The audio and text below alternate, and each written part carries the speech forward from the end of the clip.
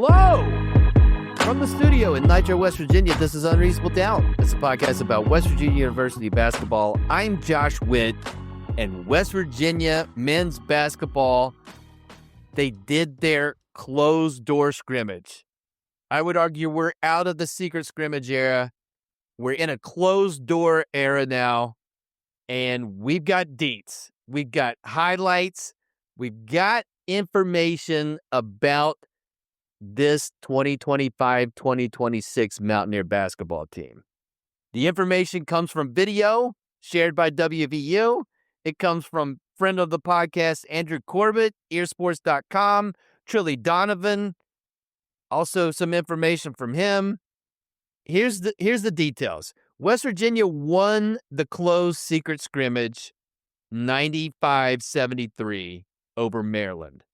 95 points for a Ross Hodge WVU team. Honor Huff scored 32 in a closed-door scrimmage. He made 10 threes. Eaglestaff had 22. He had 6 threes.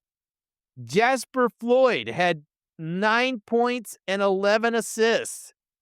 Harlan Obioha, 7 points, 14 rebounds. Are you getting excited? It's one result behind closed doors, but this is what we've got, and these are all good things. On top of that, both teams are shorthanded, didn't play guys due to whatever reason. Morris Ugusic, he didn't play. Jackson Fields didn't play. Amir Jenkins didn't play for WVU. There were some Terrapins that didn't play. Buzz Williams was in the building at the Hope Coliseum. I imagine he did not dance off the floor over the weekend. What can we take from the reported stats and details? I don't know, but I can. Let's break down this video. Let's really get this figured out. It's about a 90-second clip, and it only came from the WVU side. And I got to say, our highlight videos usually put the team or the player that is profiled in a great light. They absolutely do. That's the point of a highlight video. It's not low lights. Those are out there too, but not for this game. Not for this closed door scrimmage.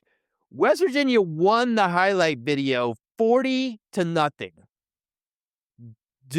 Again, in a team highlight video, do you usually see the other team score? No, you don't. The zero's not surprising. 40 points in 90 seconds. That's impressive. And it was a total rout, according to the highlight video. Eaglestaff led all scorers in the highlight video with 15. Honor Huff had 12. But that's 27 of the 40 points, and all of those were made threes. So we got to see 4 of Honor Huff's 10 threes, and most of Trace's threes. 5 out of Trace's 6 threes are in that 90-second clip. Matter of fact, 36 of the 40 points, 3-pointers. So from the highlight video and from the stats given, it looks like West Virginia, with the guys they brought in, want to shoot a lot of threes. And that's not exclusive to WVU, but that typically, if you're a team that banks on a lot of threes, you are, you're riding the wave of how well you're shooting threes. Do you have a backup plan if you're not making them? They haven't played a game yet, so I have no clue. But what I liked in the highlight video were the threes weren't like razzle-dazzle trying to create. Guys were driving the ball, whether it was Jasper Floyd or Honor Huff or even Chance Moore in one of the highlights, and dishing to a guy waiting to shoot the ball. Like those 5 Eaglestaff threes, they were all assisted. A lot of them, he was in the corner just waiting to shoot the ball. Very exciting. So 40-0, that's a rout. Otter Huff, MVP of the highlight video. Like he made a three and got fouled. He's driving the ball and dishing a nice cross-court pass to Lorient, who made a three, 50% shooter last year, 100% shooter in the highlight video from three. He was vocal, Otter Huff. They were doing slowdown of whatever hand signals he was doing after made threes. Very vocal. Loved Otter Huff's energy in the highlight video. Loved all of that. Only 2 baskets, not threes. It was a Laureate dunk and a Obioha post finish. So that's interesting. Based purely on the highlight video for a brand new roster, this team shares the ball. Lots of assisted threes and an assisted dunk. There was passing the ball around the perimeter, passing the extra pass, guys driving and kicking. I liked all that. At least 6 of Jasper Floyd's 11 assists are in the highlight package. And with Amir Jenkins not playing, I'm guessing Floyd played a ton in the closed-door scrimmage. Maryland, how did Maryland look? They had the ball 3 times in the highlight video package. 2 blocks, 1 steal, 0 points. So Maryland, in my opinion, did not look very good in the WVU highlight video of the closed-door scrimmage. One negative for WVU in the 90-second highlight clip, no rebounds. So the questions are already starting. Can this team rebound? Yeah, the 7-footer got 14 rebounds. Was it 14? Yeah. But what did everybody else do? Are those the only 14 rebounds that were grabbed? I don't know, because I don't see any rebounds in the highlight package. So they at least had 14 rebounds. And I'm not saying this, but there's whispers out there. Hey, I didn't see a rebound. How good is this team at rebounding? And we're going to see them in public soon. But the highlight video and the stats that come out, only 1 mention of rebounds, and it's by the guy who should be getting a lot of rebounds because he's very tall and very big in Obioha. But the flip side of that, you're hearing whispers of, is there a rebounding concern? But you're also hearing whispers of, does WVU miss? I mean, a lot of those shots, the net didn't move. Lorient with that dunk, that's the highest percentage shot when you dunk the basketball wide open. I mean, there's a flip side. No rebounds means lots of makes. All makes, one could argue. I mean, as far as if there's no offensive rebounds. Maryland obviously missed shots because they scored less points. I mean, 40-0, that's a total beatdown. With love and respect to Buzz Williams, I don't think he was dancing on the court at the Hope Coliseum this go-round. And according to the highlight video, this was not a contest. And then the reported score, a 22-point win, that's great news. But what do we make of that? Let's not make too much of the result. And if you've listened to this podcast, you know that you can't, similar to a bye game, the only thing you can take from a closed-door scrimmage, if the reports come out saying that you lost big, right? Like, the only time, I don't think West Virginia is undefeated in closed-door scrimmages or secret scrimmages, because I believe they lost to Vanderbilt. That's the one time I remember West Virginia losing a secret scrimmage. And that was the Josh Eilert interim season, the year from you-know-where. Everything was terrible. And you know it was terrible because they lost a secret scrimmage. And on top of that, Josh Eilert was talking about, when asked about the secret scrimmage, he was talking about how guys didn't foul out for Vanderbilt. Where Ross Hodge made light of that, of North Texas winning one secret scrimmage or being very close to winning, and one of their guys had like 12 fouls. So why am I telling you that? I don't know. I'm probably going to take that out. So if it's a bad loss, you take something from it. Everything else, it's hard to put a ton of weight on it. For me, let's see him in person, and we'll get to do that soon. What I do know is that if Huff makes 10 threes in a game, West Virginia is going to be tough to beat. And it does Maryland, whoever. He makes 10 threes, and Eagle staff makes 6 threes in one game. That's a problem for anybody. Doesn't matter who you're playing. Going to be a lot of teams with 16 threes between two guys. 10 threes by Honor Huff. He made 9 threes in a game that counted twice in his entire college career. And would I have liked Honor Huff to actually struggle a little bit in the closed-door scrimmage? I wouldn't say that, but I hear 10 threes in a closed-door scrimmage in a game that doesn't count, and I want him to save some of those threes for games that count. But he was the MVP, how he's attacking, and I'm sure people get up on him, and it gives him the opportunity to drive to the paint because they have to respect his three-point shot. And that clip where he gets to the paint and finds a wide open Lorient for a open dunk, how amazing would that be in a game that counts?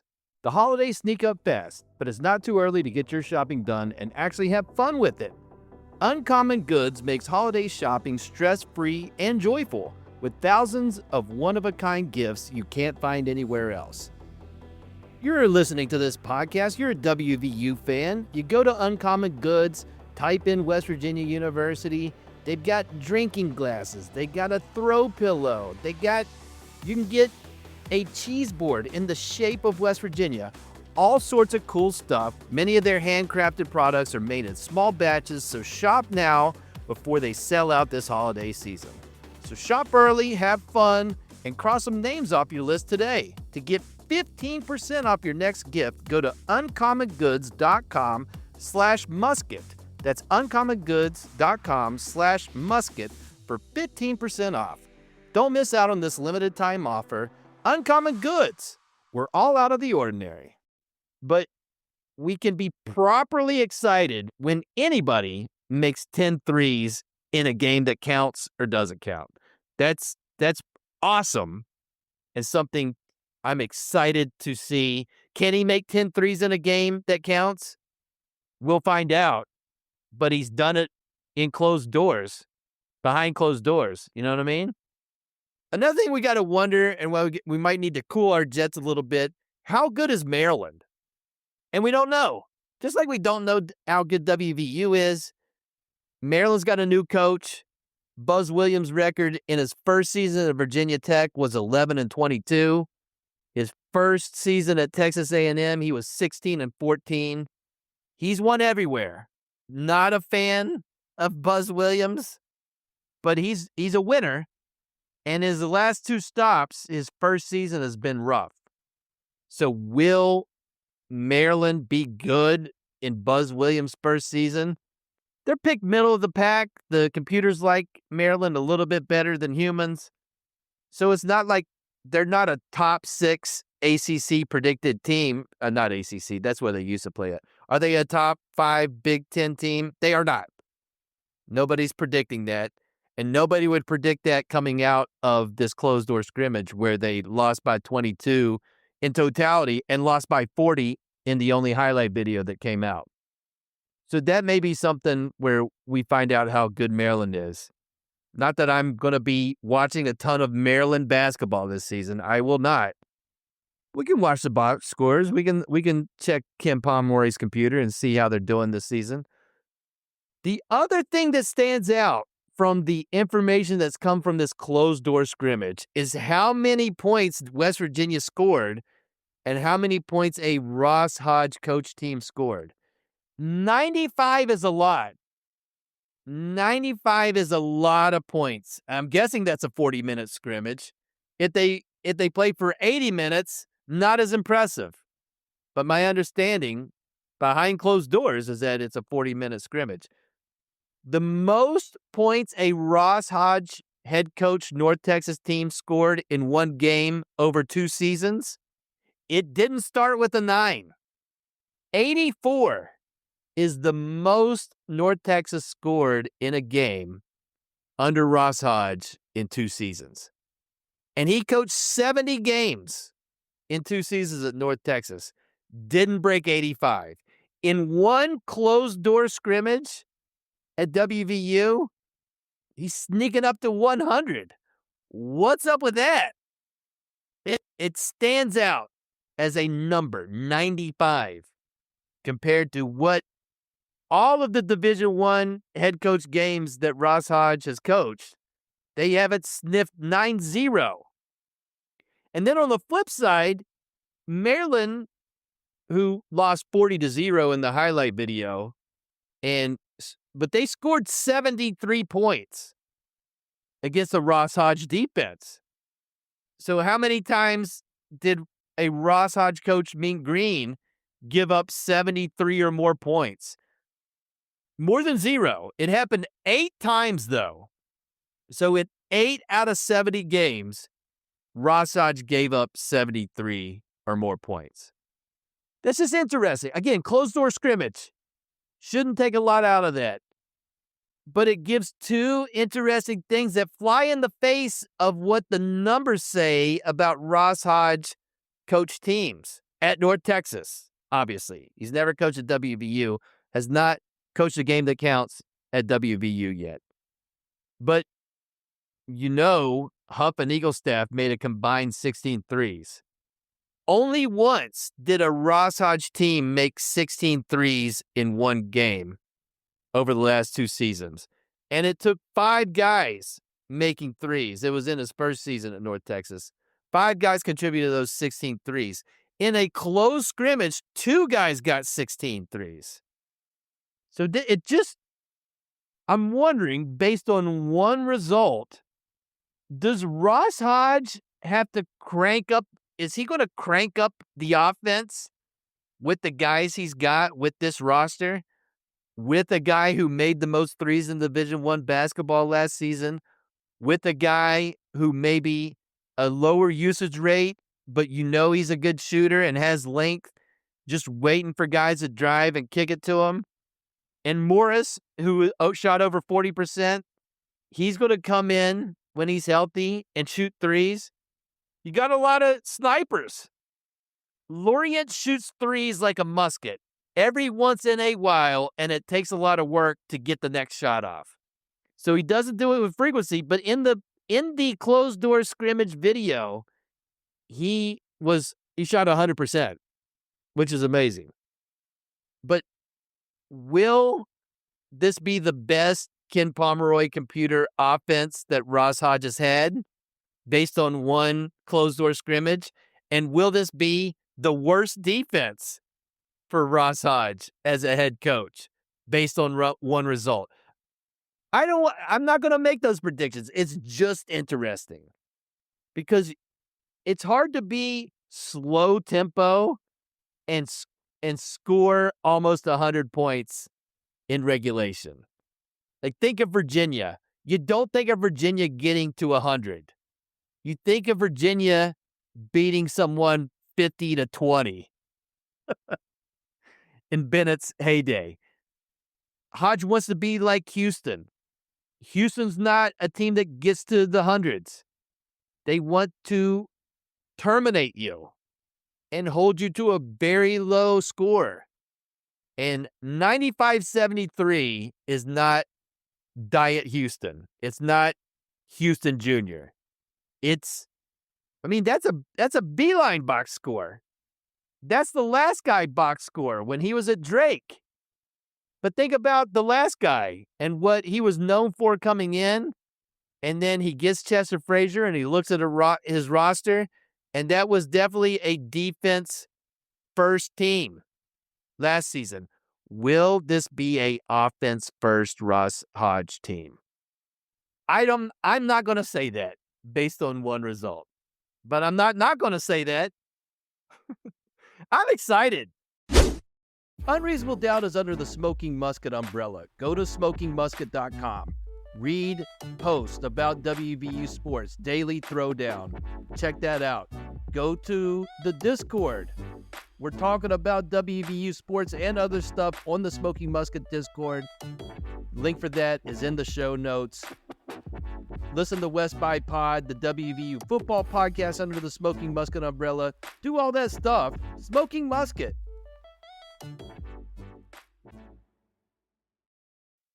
What we can take from the closed-door scrimmage is that games that count are right around the corner. Big 12 preseason coaches poll came out last week. West Virginia was 11th in that poll, so pretty much in line with the computers. Last season's team was picked 13th, so we're a bump up with a brand new roster, new coach.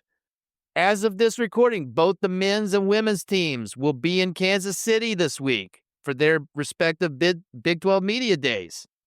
On the women's side, their preseason poll, they were picked 5th, which is a little bit down from last year, and you can understand that because J.J. Quinterly's not there. But Jordan Harrison, all Big 12 preseason team, and I'm excited to see what the women have as well. And they dominated their closed-door scrimmage against Virginia Tech, did not get any individual details, just the final score. Are the Virginia Tech women good at basketball? No clue. Don't know where that game was played. Don't know a lot about that. More secret. Maybe the women still have the secret scrimmage. Maybe they're still in the secret scrimmage era. I don't think it is for guys. Exhibition game. It's going down. Public. People are going. Sunday, 4 p.m., Hope Coliseum, ESPN Plus. West Virginia playing the Wheeling Cardinals. They played University of Charleston last season, and this time they get Wheeling. I'll be there to get a public first impression of this 2025-2026 Mountaineer team. And I don't know if you hear my voice. I'm super excited. And I'm excited about being excited. I mean, remember March? That was this calendar year. March. Terrible month for WVU basketball. The opposite of exciting. Dread isn't a strong word. Cursed is not a strong word. Defeated, not a strong word. And yet, it's October. November games count. And I'm excited about this coach. I'm excited about watching this team. And I'm excited about being excited given where we were in March. I'm there now. I hope you are too. The next podcast episode will be after that Wheeling game on Sunday night.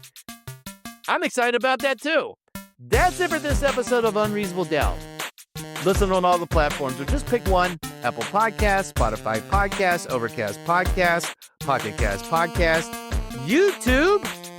Till next time, I'm Josh Witt. WVU for the 2025-2026 season, they have 0 wins and they have 0 losses.